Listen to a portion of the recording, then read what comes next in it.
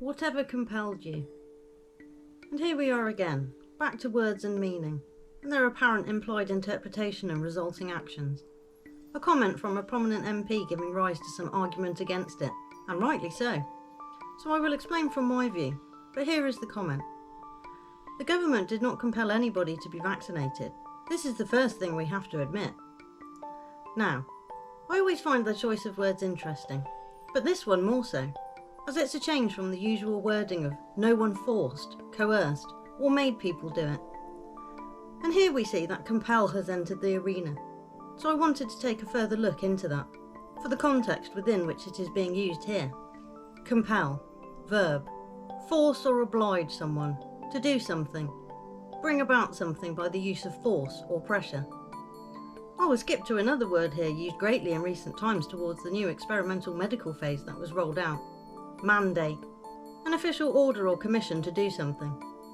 Because it was publicised very much that it was now a rule, that it had been mandated and was to be enforced, and was, by way of letters and other forms of communication, threats of monetary fines, punishment, and unemployment leading to a loss of stability. Constant propaganda to convince people to listen to the authorities only, to follow their orders and comply. Sounds like quite compelling reasons for some to feel like they had to go along with what was being pushed. Many of us knew that they would be gaslit too later on, just as each group is in turn, and then to be thrown under the bus like everyone else. The middlemen used for purpose to do the dirty work, and then the blame can always be shifted. Because technically she is right. The government didn't compel individuals directly, that I've heard of.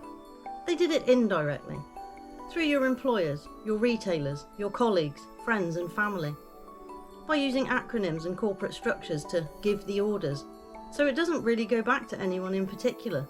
And if it looks like it could, well, it seems things just get deleted or mysteriously just disappear.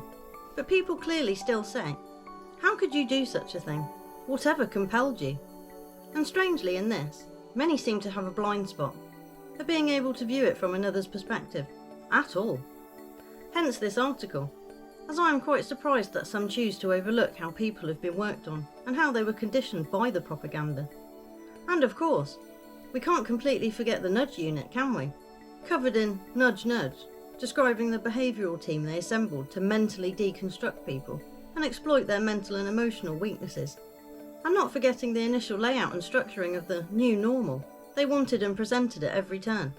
Covered in the 3 Ds of conversion and coercion.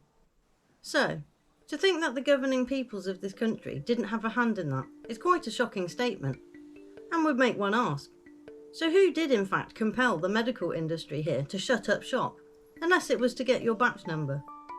If not the government, then who? Did the medical industry decide to it on their own? Who mandated them?